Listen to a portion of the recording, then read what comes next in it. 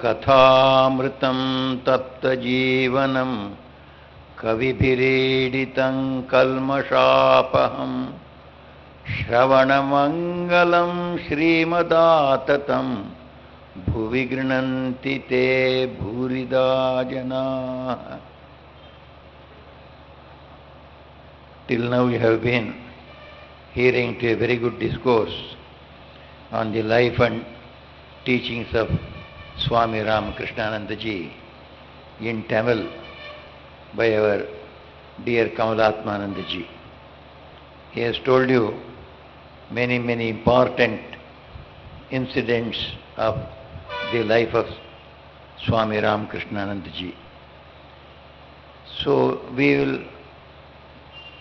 hear almost the same thing, maybe a few new incidents, and maybe what he has already told you in Tamil. But then, avrittihi asakrit upadeshat. There is a Brahma Sutra is there.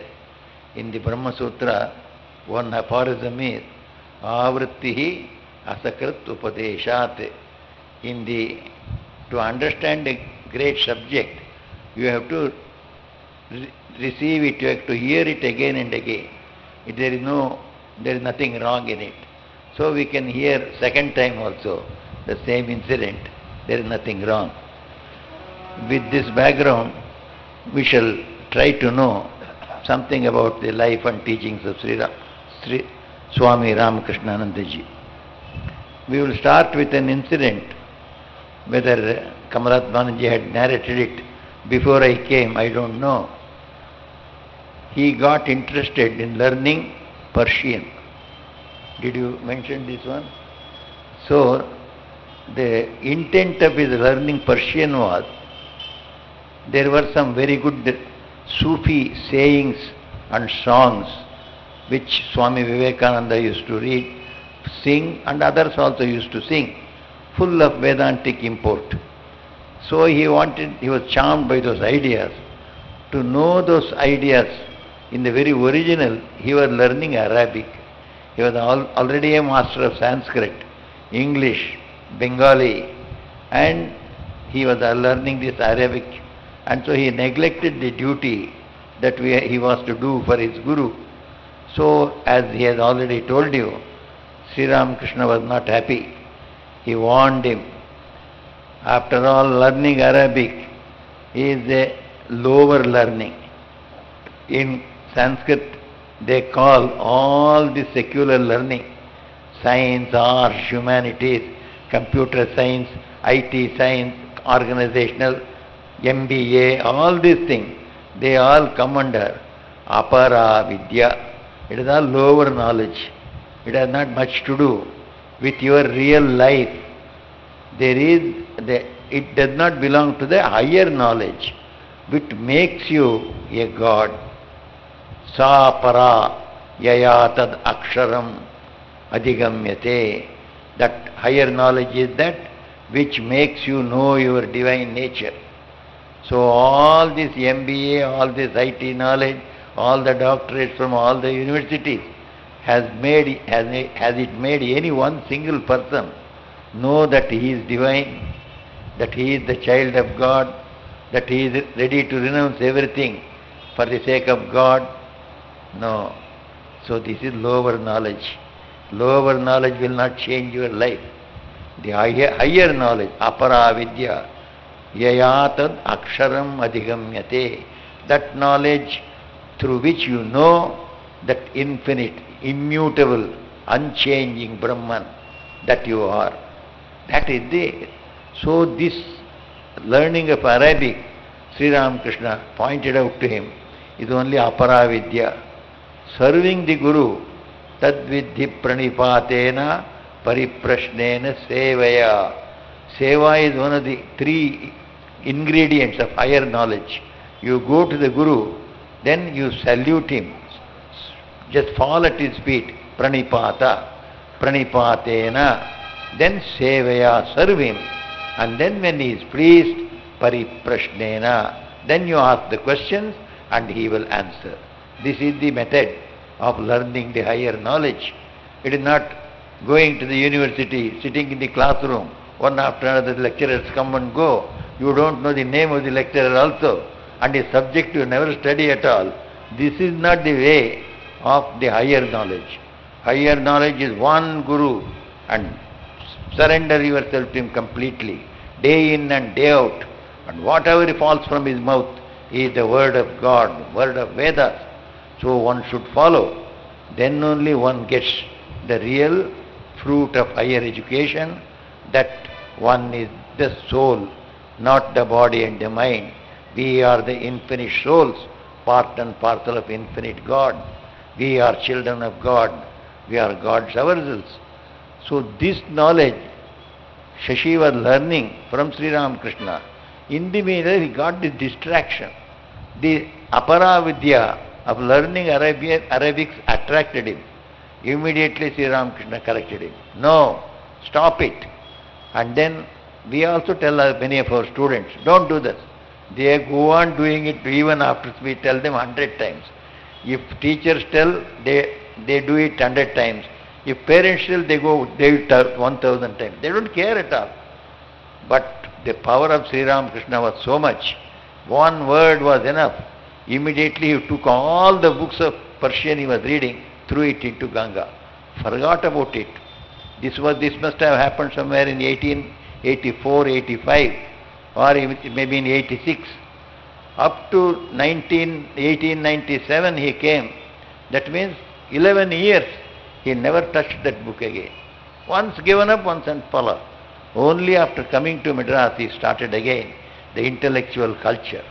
So all those 11 years, 1886 to 1897, until he came to Madras, it was all service to the Guru, service to the Guru, service to the Guru. What he called as Sharanagati. He had surrendered himself to Sri Ramakrishna's relics. It was no relics. It was not a picture and a few relics. It was living God for him. So he used to serve Sri Ramakrishna as if he was living from the early morning to the late in the night. So in his pre-monastic life, Shashi Maharaj was called Shashi Bhushan Chakravarti. This young man was full of spiritual prospects, got fascinated by the writings of Sufi mystics, which incident I told you, and that landed him into the great status of a pure sadhaka. Then he started serving his Guru. So he came to Sri Ramakrishna with his brother, with his co-brother, with his mother's sister's son or father's brother's son, Sharat Chandra. When both of them came, it was strange. Sri Ramakrishna asked them to take out the Bible and read something about brahmacharya, chastity. Chastity is honored in all the monastic orders. Wherever there is real monastic order, chastity, brahmacharya, purity is always stressed. So Catholicism, started by Saint Paul, the Christian Catholic Church, they also value brahmacharya, in the monastic life. Sri Ramakrishna asked them to take out the Bible and read something about brahmacharya, because he was teaching about how the young people, before they get into the world, that means get married and settled in life, they should master their senses and they must develop love for God. Without developing love for God, which is not possible without practicing purity, brahmacharya. So he was stressing the young people must develop devotion to an extent before they enter the life. But in the present society it is not happening. Sri Ramakrishna was pointing out. In the present society, young children are married off, and then even before they have developed some love for God, they are already in the world having number of children, so that the difficulties of life overwhelm them. They cannot withstand the onslaught of tribulations and trials of life. So they lead a very, very immoral life and very, very unprincipled life. It should not happen. So if that should not happen, then we must take care that our young people, they practice this purity in life to an extent until at least they finish all their studies, and then they become mature enough to say that world is true, God also equally true. As the world is there, God also is there.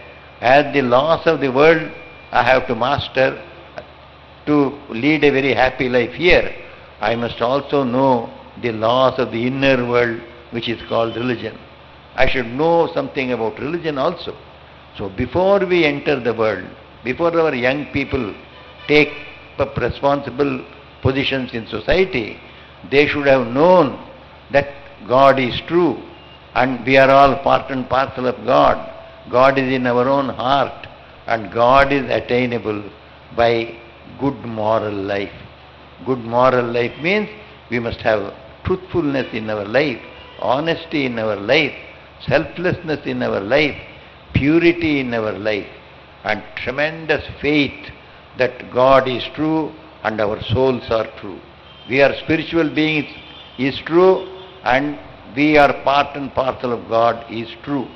This tremendous faith must come into us, and we must try to remember this fact that we belong to God and God belongs to us through regular prayer in the morning and in the evening. This is Sri Ramakrishna, what he wanted the young people to practice. So when he was teaching this one, he asked these boys to take out the Bible and read. In the Bible, St. Paul's famous statement that you also be like me, remain unmarried to serve God. If you cannot remain without marriage, then you decide about marriage. Those that can remain without marriage and dedicate themselves to God, they are blessed indeed. That was St. Paul's teaching. So the question comes, how did Sri Ramakrishna ask these people to read this one from the Bible? He could have given Vishnu Purana or he could have given Bhagavad Gita. So later on, Shashi Maharaj said, Sri Ramakrishna used to say that he saw in a vision that he and Sharat Maharaj, they were followers of Christ. So, followers of Christ, that is why he just wants to point out to them also, you belong to Christ and Christ is here in me. Sri Ramakrishna, in Gospel of Sri Ramakrishna, you will see M is telling about Chaitanya, about Christ and about Sri Ramakrishna. And he is telling, sir, it is the same soul that has come as Christ, as Chaitanya and as you. Sri Ramakrishna says, yes, it is all one, it is one. He accepts that. So Sri Ramakrishna knew that he was the Christ. So you have come to me, same fellows who came 2000 years back, you are again back to me. So remember this one, at that time you remained a pure bachelor, pure chaste followers of Christ. This life also, our viewers should be like that. The people in the audience there, Dakshineshwar, how could they understand all this? So they got confused. They started asking all sorts of questions. Sir, if everybody is to remain chaste, does that mean that everybody should not marry? If nobody marries, so how will the world continue? Sri Ramakrishna said, no, this is something between them and me. Them means the two brothers and me, not for you. He just brushed it aside. So this is how the interesting first visit started. Then afterwards, Shashi Maharaj got attracted to Sri Ramakrishna, and again he used to come, he used to serve him. So I often went to Sri Ramakrishna, he used to say, with many doubts. Shashi Maharaj said, I went to ask him many questions, but when I was listening that he was talking to others, all my questions would be answered. Without being asked, all his questions would get answered. Even without my asking, he would answer all of them. One day, Shashi Maharaj was searching for something, going this way and that way with great consternation, with great restlessness. So when he was moving about this way, Sri Ramakrishna called him.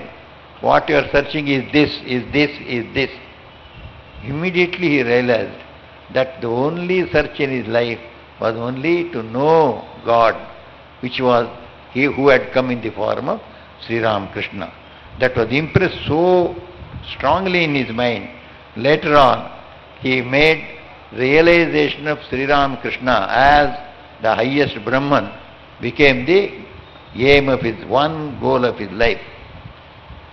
So when Shashi was inspired one day, when he was talking with Narendranath, Narendranath was 6 months senior to him. He was born in January and Shashi was born in July. So 6 months senior to him. So they were talking about Sri Ramakrishna. Just imagine, these young people, at that time they were 18 years, 19 years, college students, and they are living in the metropolis of Calcutta, full of worldly ideas. Sri Ramakrishna always used to say, the Calcutta is full of worldliness. So if any highest spiritual person also, if he goes there, his mind will come down by 10 feet below, immediately. They later on, in one instance, Swami Brahmanandaji used to remain in high state of samadhi. Everybody got worried. If he goes on remaining in samadhi all through the day and night, he may give up his body. They went and asked Holy Mother, so what is to be done? You bring him to Calcutta, his mind will come down by 10 feet, so he will not be able to go to samadhi so easily. Even the highest perfected persons, it was difficult to hold their mind at a high level. At that time, these young people, this Narendranath, this Rakal, this Shashi, they are talking about Guru day in and day out. So they are talking about Sri Ramakrishna, one another. Then Narendra is telling Shashi, our Guru, Sri Ramakrishna, he is bestowing love, divine knowledge, liberation, and whatever one may desire, on whomsoever he likes. He can do anything he likes. What a wonderful power he is. At that time, they are talking about their Guru. They have realized so much about Sri Ramakrishna that he can give you liberation, he can give you moksha, he can give you divine knowledge, he can bestow the supreme love, and whatever he wants to whomsoever he wants he can give. We see in the life of Sri Ramakrishna, it is not that he made only a Narendranath, a great Narendranath.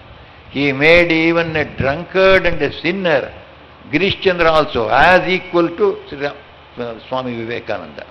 Vivekananda and Girish Chandra Ghosh used to sit side by side on the same seat. Girish Chandra Ghosh used to say, if you want to know the power of Sri Ramakrishna, the spiritual power he had inside him, that by seeing Narendra you will know it. You will not know it. See me, where I was, where I am now. This gives you an idea what power Sri Ramakrishna was. These young fellows are talking about Sri Ramakrishna and his power and his divine knowledge and his power to liberate everybody and anybody. So, Sri Ramakrishna's Samadhi took place on 1886. In 1886, August 16th, then Shashi was holding him on his lap. He was sitting on, number of pillows were put, and Sri Ramakrishna was leaning against Shashi's chest, and he was holding Sri Ramakrishna. He says, before he passed, from 2-3 days itself before he passed away, every time he would call Narendra, and Narendra would be alone with him. Of course, Shashi is there, serving Sri Ramakrishna. He would again tell Narendra, don't allow these young people to go home. You must be the leader of them. You must guide them in spiritual life. That is why he was so much obedient to Swami Vivekananda. More obedient than perhaps anybody else. Because he has heard from the very mouth of Sri Ramakrishna again and again, asking Narendra, you be the leader of these people. You should take care that they don't go home. And they lead a monastic life and a Sangha comes out. He had already formed a Sangha. To hold this Sangha together, the charge of leadership was given to Swami Vivekananda. And Shashi Maharaj has seen it directly, how he was instructed by Sri Ramakrishna. And also when Sri Ramakrishna passed away, on that fateful day of August 16th, 1886, Shashi Maharaj says, it was not a moment of unhappiness or sorrow, as in many of our cases. When we die, people go weeping, and all people are weeping, and he also, the person who is dying also will be weeping. But when Sri Ramakrishna passed away, he was in just such ecstasy, such bliss, the whole bliss covered his body. All the hairs on his body stood up. Hairs on the head also stood up, he says. Shashi Maharaj again and again used to say, I have seen when he passed away, his joy was so much, as if you are releasing a fish that is put into a small tank, into a big ocean, or a bird that you have put in a cage, it escapes into the air with flutter and joy. So this great Sri Ramakrishna left the body as if he had kicked off a cage in which he was encased. Shashi Maharaj directly says, I saw all his hair stand on end. And we have heard from Bharat Maharaj, a disciple of Holy Mother and who took sannyas from Swami Brahmanandaji. This Bharat Maharaj had served Shashi Maharaj in Calcutta when he returned from here in 1911. So Bharat Maharaj was serving him. Bharat Maharaj says, when Shashi Maharaj passed away, I saw all the body, the head, the hairs on the head also standing on the end. Just exactly like his Guru. So that was the great disciple he was. And he used to say, being a Bengali, how have you become a vegetarian? He says, I read Chaitanya Charitamrita when I was young.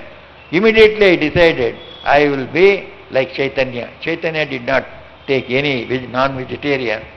Being in the place where taking fish is just like taking cucumber or pushinika here. So he did not touch any fish or anything. Perhaps he was being made to serve in South India. He has to come here. So he has been made, he is being prepared. Then itself by Sri Ramakrishna, from the young age, you will be a vegetarian from here. It is true. Sri Ramakrishna prepared many people like that. Matra Mahashaya later on took the notes of whatever Sri Ramakrishna spoke. And Master Mahashaya used to say, Sri Ramakrishna had prepared me from my class 8 for this work. It seems from class 8, Master Mahashaya used to maintain diary. Every day, whatever he used to do, whomsoever he would meet, whatever conversation should take place, he used to write a diary every day. And he said, that helped me. And Sri Ramakrishna, whatever he would to say, I used to note down and develop into my diary. And because of the diary, today we have got this gospel of Sri Ramakrishna, the noblest literature available, the greatest literature recognized by the world as greatest. In America they took a census, which is the last, in the last 50 years, which is that book that has been sold maximum in the spiritual literature. They found out it is the gospel of Sri Ramakrishna. Sold in thousands and thousands in several Western languages, and the charm, and everybody says, by reading that one, we understand what real spirituality is. And this book he could write because he had the practice of writing diary, and he had started writing diary when he was in class 8. Class 8, how does he know that he will go to Sri Ramakrishna? But Sri Ramakrishna knew this fellow will come. He did not know that he will go to Sri Ramakrishna. Sri Ramakrishna knew that he will come because Sri Ramakrishna was God. And he knew all these boys are born here. They will grow up and they will come to me. Sri Ramakrishna would not say that I know that you would all come. He would say, I knew Mother would send you all here. So when Subodhanandaji went, Sri Ramakrishna said, I knew that you would be sent by Mother. Then Subodhanandaji asked, if Mother is, you knew that Mother would send me to you, why did she not send much earlier than me, than now? He said, Mother knows at the right time only she will send. And then he said, when the birds hatch their eggs, they don't hatch it before it is ready for hatching. So Mother knows at what time which young man has to come to me. So Mahendranath Gupta was trained from his class 8, and Shashi Maharaj was trained from his very much younger age for the work of Sri Ramakrishna in Madras, in South India. So he comes to South India. So when Sri Ramakrishna passed away, then he takes the relics of Sri Ramakrishna he starts worshipping, and Shashi's worship was tremendous. The moment the cremation was over on the August 17th, the next day after Samadhi, from there he returned to Kasipur garden with the relics of Sri Ramakrishna, and he started worshipping it as if Sri Ramakrishna has not gone anywhere else. He is there in his physical body. Exactly as he was in his physical body, Shashi used to imagine and give him right from the early morning some toothpick to brush the teeth, and then afterwards what he would take in the 7 o'clock, what he would eat at 11 o'clock, what he would take at 4 o'clock. In the night he used to take some payasam. Whatever Sri Ramakrishna used to eat, he used to supply. However, whatever he used to enjoy, so he would supply. So to him, it was not worship, it was seva. Shashi Maharaj never called worship of Sri Ramakrishna. He said, seva of Sri Ramakrishna. So serve Sri Ramakrishna. He used to feel his presence. So this presence, somebody yesterday, they were telling, to Holy Mother, Sri Ramakrishna came and said, why do you weep? I am not gone anywhere. I am gone from one room to another. And they also added that Shashi Maharaj did not want him to go to the other room. He must be in this room itself. So, in this world itself, in our physical presence itself, he is also there. That was the idea of Shashi Maharaj. Here in this ashrama, when the Shashi Maharaj ashrama building was here, right where Shashi Maharaj is sitting, there were 4 rooms below with a big hall in front. In the 2 rooms, one room was the shrine room, another was the preparation room. On the other side, 2 rooms were there. In one room, Brahmanandaji stayed, and in another one, Shashi Maharaj stayed. So we were thinking that they were here. That was not wrong. Madhavanandaji's memories, when we studied, we find he was somewhere there where he is sitting now. So Shashi Maharaj, so he stayed there and served Sri Ramakrishna as if he is living there. There, Swami Shankaranandaji, Brahmachari Tej Narayan. So he was Brahmachari. One day he tells Tej Narayan, showing the picture of Sri Ramakrishna. Tej Narayan, don't think it is a picture. It is living Sri Ramakrishna. Sri Ramakrishna is living. And that is how we find in the different instances where, when the rain comes, rain trickles and falls on the picture of Sri Ramakrishna, he feels it is falling on the body of Sri Ramakrishna. Sri Ramakrishna is sleeping and the rain is falling. So what should be done? He just brought one umbrella, held it all the night, so that Sri Ramakrishna is awakened. So he continues to sleep. When the early morning came, so when the rains also stopped and Sri Ramakrishna also got up, then, he wiped out the picture, etc. He never thought it was a picture. It was Sri Ramakrishna himself lying down. So, when Sri Ramakrishna passed away, he took sannyas, and then his name became Ramakrishnananda. It is said that Swamiji wanted to take that name. Vivekananda wanted to take that name, but when they found the service of Sri Ramakrishna in a superb way by Shashi Maharaj, they all thought he deserves this name. So they conferred that name, Ramakrishnananda, and he became Ramakrishnananda. In fact, we see in the life of Sri Ramakrishna, one day he is telling Shashi Maharaj. Shashi Maharaj would not go for his bath, go for his sleep, go for his rest. Always he would be by the side of Sri Ramakrishna, serving him. Sri Ramakrishna had to force him. No, just now for another 1 or 1.5 hours, I don't require anything. You go and take your food and come. Go and take your bath and come. He had to be forced. Otherwise he would always with Sri Ramakrishna. So one day Sri Ramakrishna, looking at his service, the great incarnation he himself says, your service makes me attached to this body. Otherwise I would have given up this body and gone. But your service has bound me to this body. I have heard this one from our Swami Bhuteshanandaji also. Swami Bhuteshanandaji was such a nice person. He had some 7 or 8 brahmacharis and Swamis serving him. All the 8 people served him for say almost about 12, 13 years together. So one day our General Secretary Maharaj went and asked those brahmacharis and swamis, just in jest, in a light vein, you see, you have been serving this Swami Bhuteshanji for 13 years. Don't you have any complaint against him? They all said, yes, we have. What complaint have you have? He has never been angry with us any time, even one time in these 13 years. See the service of this brahmacharis. So Bhuteshan Swami used to say, you see, sometimes I feel I must give up this body, but the way they are serving ties me to this body. So this tradition was started by Ramakrishnanandaji. Sri Ramakrishna himself says, you have bound me down to this body through your loving service. So not only he served Sri Ramakrishna, but he served his brother, his children also. When Narendranath and Rakal, Abhedananda, all these people, they were doing tapasya in the Baranagar Mutt, it was he who would take care of all the work, the cooking, the worship part of it, and begging food and bringing and feeding them at the right time. They are all meditating. Sometimes they would not go for bhiksha at all. Many times they would go for bhiksha, they would not get anything. But if they don't get anything, Shashi will not keep quiet. He will go out and he will purchase some food and come.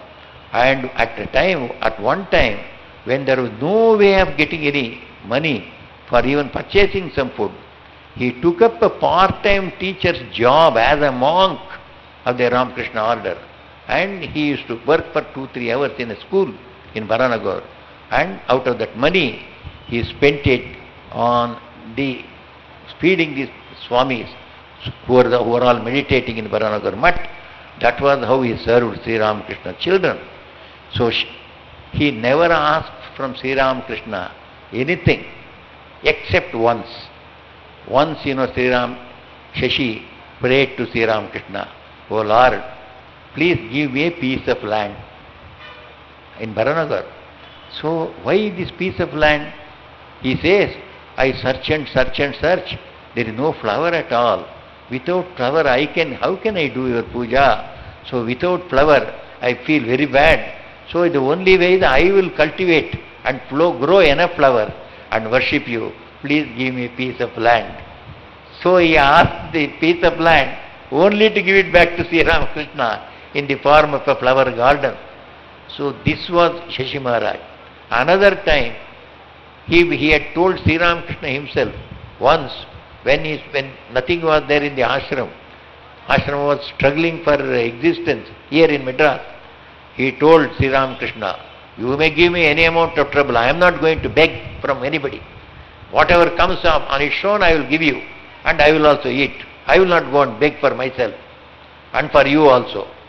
But then, when he opened the Mint Road school, to the poor girls there in those areas, the Telugu-speaking girls were there. They had no education, nothing, no way of any prospect in their life. He wanted to open a primary school for them.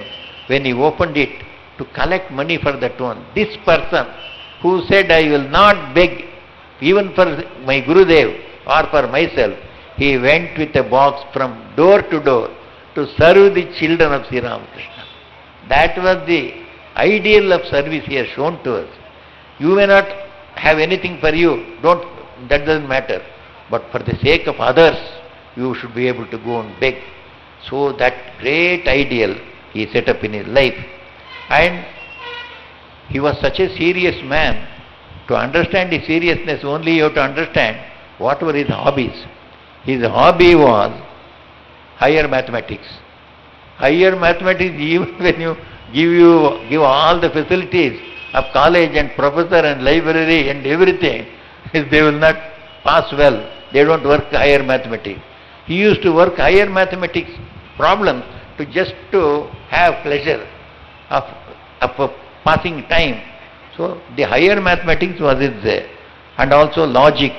His subjects were English and Sanskrit and logic and higher mathematics. So he also used to translate teachings of Sri Ramakrishna into Sanskrit and send them to journals like Vidyodaya, etc. So this is how we see wonderful things in his life. So when Swami Vivekananda asked such a wonderful saintly person who was dedicated to Sri Ramakrishna, who did not go out of Baranagar Mutt at all the other people used to go for pilgrimage. He would never leave Baranagar Mutt, because if he leaves, he cannot serve Sri Ramakrishna. Once, it seems he looking at other disciples having spiritual ecstasies when Sri Ramakrishna was alive. He asked Sri Ramakrishna for some spiritual experiences for himself. Sir, you bless me so that I can have some spiritual experiences. Sri Ramakrishna just told him, I can give you, but then if you get spiritual experiences, you will not be able to serve me, because you will be absorbed in your spiritual experiences. Then, no sir, I don't want spiritual experiences. I want to serve you. So service was greater to him than his spiritual joy. It is not an ordinary joy. It is for spiritual joy we are struggling. He said, no, I don't want spiritual joy also. I want to serve you alone. So this is one of the great principles that Ramanuja spoke. After the Ramanuja, in his discourses, he used to say, the Chaturvida Purushartha is there, Dharma, Artha, Kama, Moksha. Beyond Moksha also there is one Purushartha is there. That is Bhagavan's Kaikarya, to serve God. Serving God is greater than even Moksha. So that Ramanuja, that ideal, attracted Shashi Maharaj here. That is why we thought here we must have a place for Ramanuja also along with him. So you see, just on the four sides, one side is Ramanuja is there. He loved Shankara also. Shankara is sitting behind on the left side. He loved Madhva also. He is also behind. He loved more than everybody Swami Vivekananda. Swami Vivekananda is in front and Shashi Maharaj is sitting below all of them. He would love to sit. So even if he would not sit above them or equal to them, he would sit below. He loved to serve. Service was a joy for him. In fact, when we love God, we will find joy in his service. Whomsoever we love, to serve the person whom we love is a joy. Shashi Maharaj has showed us. Real service is a joy. To be a servant is a greater joy than becoming a Siddha Purusha and be not all by yourself you are a master. No, be a servant of God. That is a great joy. So he gave up his spiritual joy also to serve Sri Ramakrishna. Here also he did the same thing. So he used to always be engaged in one type of service or other. When people are in famine in Coimbatore, he went and served them and relieved some misery there of the famine-stricken people. Here in Madras he found some students without any place to stay and study. The young children have come away from their villages and staying on the streets of Madras, here in Mylapore. And Shashi Maharaj came across a few children, asked, why have you come? We have come to read. Where are you going to stay? We don't know. But how are you going to survive here? Unless you eat, how will you go to classes? We will have to find out some place, sir. So Varana, they used to say in those times, go once in a week to somebody's house and have food and continue your studies. So these children, small children, school-going children, they are telling, we will have to find out some people like that, in whose house once in a week we will get something to eat. So 7 houses we go in 7 days to eat, and then we will pursue our studies. Shashi Maharaj was moved to tears. What desire for knowledge is there, but they don't have a place to stay. He immediately called Ramu he called, Ram Samayangar. He said, can you not do something? I am there behind you. Both of them combined, and then many other friends also came. Then they started this students' home, which is one of the best students' home in the whole country today. Best students' home, I tell you this one out of experience. I have come across many students from many students' homes among our own employees. I did not know that our employees are from some such and such a student's home. They are ashamed to tell they are from a student's home. See, they have got an inferiority complex. Student's home means I am telling about orphanage. So they are ashamed to tell they are from an orphanage. See, we are from an orphanage because they have been treated as an orphan in the orphanage. It was Shashi Maharaj and Brahmanandaji who said, no, they are not orphans. Formerly they are thinking, they wanted to call it as Anath Ashram. He said, no Anath Ashram. It is only students' home. They are all Vidyarthis. They have come here for learning. And when a building was to be built for the students from here, they wanted to build a small building. They reported to Swami Brahmanandaji, we want to build a small, modest building for these students to stay. What? Small building? They are the children of Maharaja. Swamijis are all Maharajas. So they are all children of Maharajas. So Maharaja's children will have a small house, a modest house. Build it like a palace. You will go and see students from today with Saracenic pillars, 13 to 14 feet high roof, which nowhere else you will find even palace. Like Ramnayak Palace you will find, the Nayaka's Palace in Madurai, you find Saracenic pillars there, huge house. That is the philosophy. Shashi Maharaj had a heart. So he would go to the relief work, he would help the students here. It has become a huge, an ideal students' home. And then this ashram. This ashram, how he ran, he had set up a routine at that time. The worship would be the central thing. There would be so many activities were going on. He used to go for lecturing, and he would also do the Annadana, etc.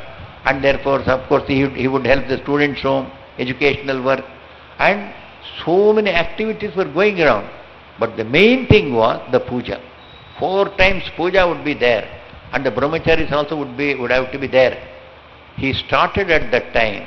Even today, you will find in this Madras Mutt, every type of activity is going on here. Every type of missionary activity is going on. But people think there is only a temple there, and all these brahmacharis and sadhus are going, meditating there, and they are very happy. But around the temple, a dispensary is going on. For the last 75 years, 80 years, that is the biggest dispensary in Madras, where OPD, every day 800 to 1000 people come every day. In big hospitals you will find only 300, 350. So here is this most popular hospital. But nobody, when people come and tell, Swami, we don't find any buzz or hurry in your hospital. Everything is going on so smoothly, so silently. How does it happen? That is the tradition of Shashi Maharaj. So honorary services are being given there from good families. Men, women come. More than 50% staff, there are honorary service. That means they come out of love. Out of love of what? Love of Shashi Maharaj, love of Sri Ramakrishna. So this love is instituted in the form of service here. So hospital is going on, printing press is going on, 2 magazines are going on, and leper rehabilitation work is going on.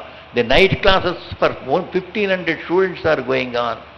So every type of relief work is going on. Tsunami relief work we did, one of the biggest tsunami reliefs in South India, spending 20 crores in 1 year. So all these things happened. Shashi Maharaj tradition. All this would happen, but this is all secondary. He never thought it is a very big thing. The main thing is Sri Ramakrishna is pleased. It is to please Sri Ramakrishna we do tsunami work. It is to please him we do the dispensary work. It is to please him we do the magazine work. Magazine works Vimurtanandaji has taken. The number of subscribers per month is more than 1.5 lakhs.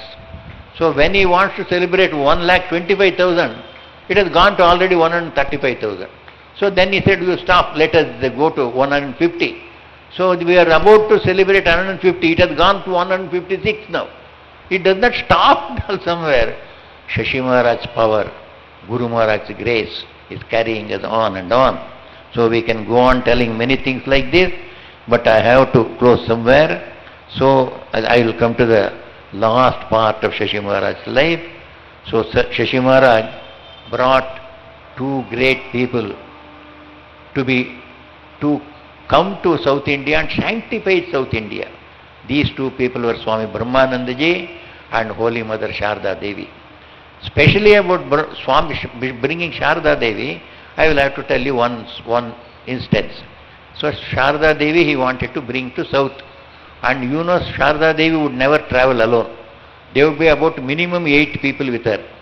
Sometimes 10, 12, 14 also would be there. So you have to bring Sharda Devi, you have to bring 8 other people also along with. 9 people, 10 people. So Shashi Maharaj calculated and found that it would be a budget of 14,000 rupees. If it is today's value, it should be about 14 lakhs. 14 lakhs of rupees to a sadhu to bring one unknown lady here. Who will give? There was no question of any public helping. But he is very much desirous. Sri Ramakrishna's Shakti. She is none other than Sri Ramakrishna. These South Indians, these people didn't have that great fortune of seeing Sri Ramakrishna. Should they not at least touch the feet of Holy Mother and get sanctified? So I must bring Holy Mother. But where to find the money? He is just in the mind, he is just thinking. He wrote to Holy Mother 2-3 times, Mother you must come, Mother you must come. Mother said, she agreed. Yes, you fix us a good time, I will come. So Mother has agreed. So how to find the money? When he was thinking, it happened so in such a way, one devotee in Bangalore, he was Swami, later on he became a monk, a disciple of Holy Mother, Swami Srivasananda. He had 2 girls to be married in his family. For them he has kept 14,000 rupees. Here was, this requirement was 14,000 rupees. He had kept for marriage of his 2 daughters 14,000 rupees. Both the girls refused to marry. We don't want to marry. So he thought, you see, it is kept for the girls, I cannot spend it elsewhere. In the meanwhile, he came to know that Shashi Maharaj has a plan of this 14,000 rupees to bring Mother. So instead of marrying my children, the girls who do not want to marry, let me bring Holy Mother, who is my Guru also. He gave 14,000 rupees to Shashi Maharaj. Shashi Maharaj brought her, and with what grandeur he took her. At that time people did not know, but through Shashi Maharaj, the Madras Hindu paper, they wrote, the wife of Sri Ramakrishna, who is called the Shakti of Sri Ramakrishna, she has arrived in Madras. At that time, the paper, the advertisement was there, and many people came and met. And some of the wonderful incidents that took place, it moves one's heart. One young man who did not know any other language than Tamil, he went to her for Diksha. She did not know any other language than Bengali. So she is speaking to him in Bengali. He is speaking to her in Tamil. She initiated him into mantra. And when he comes out, he says, I understood every word of Holy Mother's instruction. She has told me everything, how to meditate, how to do japa, how to do pranayama, everything she instructed. How did you understand? I could understand everything. When they asked Mother, how did you instruct? You don't know the language. If a mother cannot instruct her child what she wants, what sort of a mother is she? She said, I am the mother of the whole universe. I can make anybody understand without a language. That was it. And we met this young man at the old age of 70 years in Bangalore. We used to meet him. He used to become excited when you say about his initiation. So Mother came here and blessed this land. She went right up to Rameshwaram, came back, she visited Madurai, came here, went to Mysore, Bangalore. So the whole South India was sanctified because of Shashi Maharaj. So Shashi Maharaj, when Holy Mother left, that was in 1911, Shashi Maharaj had come to Madras in 1897. 14 years he has already served, like Ramchandra going for 14 years to the Vanavasa and suffering for the sake of the world. Here Shashi Maharaj had spent 14 years. When Holy Mother came and enjoyed her stay here, when she reached Calcutta somewhere in April, he also said, my work is over. I have brought Brahmanandji, now Holy Mother has also gone, my work is over, and it was over.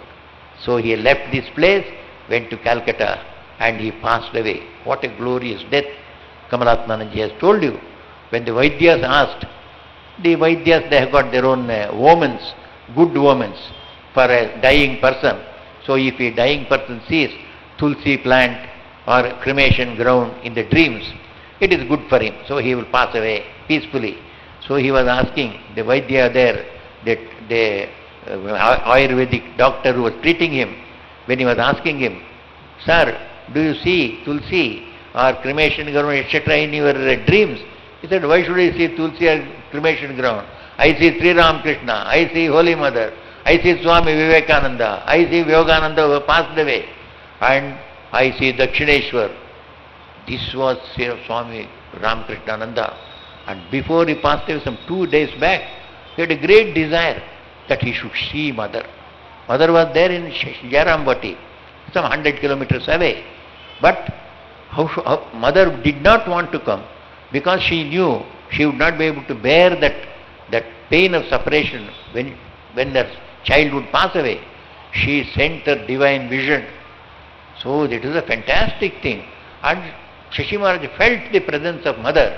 He saw her and he started singing to himself, "Oh, Dukkara Pohalo Dukkarajani, the sad sorrow night has passed away." He started singing. And afterwards, he told this same vision to Girish Chandra Ghosh. Girish Chandra Ghosh, called a famous singer, Pulin Mitra. He was a great singer of the time. He wrote the whole thing and he sang that song. Shashi Maharaj heard that song. And another song he heard before he passed away, the song of Samadhi, written by Swami Vivekananda. Swami Vivekananda is the only saint who has expressed Samadhi in music. Nobody has expressed Samadhi in music, every step of it. So that song, Shashi Maharaj went on listening and passed away. They say last 3 hours before he passed away, he was in Samadhi and left the body. Such a glorious life. On one side he was a top spiritual person, adept in meditation, adept in scriptural studies. On the other side, such a lover of humanity. He was responding to every need of common man. Common man wants medicine, common man wants help, common man wants succor, common man wants education. He was ready to help them. So that's why he was selected by Swami Vivekananda. The Lord has revealed to me that there is an executive power in you, so you will be able to do something. You go to the south. So Shashi was called an executive person. Now we say chief executive officer. He was the chief executive officer of this Ramakrishna Sangha, selected by Swami Vivekananda. He came here, and what a wonderful work he has achieved. It is 150 years after his passing away. His memory is growing much more and more brighter and brighter as days goes. Ordinary people, when they die, as days go, people forget. Afterward they will ask, who is that fellow? Afterward they start cursing him also. This is the reverse way in the ordinary people. These great people, as years go, as centuries go, their memories go stronger, inspires more people. That is how it is inspiring all of us. Sri Ramakrishna is in Ramakrishnanandaji. They are together. He is the Dasanudasa of Sri Ramakrishna, and Ramakrishna has accepted him as his best Dasa. So these two are inseparable. So we have got this presence in the statue of Ramakrishnanandaji. We are all blessed that very place he has lived, and he will continue to live and inspire every one of us. May we pray to Sri Ramakrishna, Holy Mother, Swamiji and Ramakrishnananda to inspire us all to live a complete life, a life of joy in this world, a life of spiritual realization in our inner life. May they bless us both with this prayer, and thanking all the people who gave me this opportunity to speak today.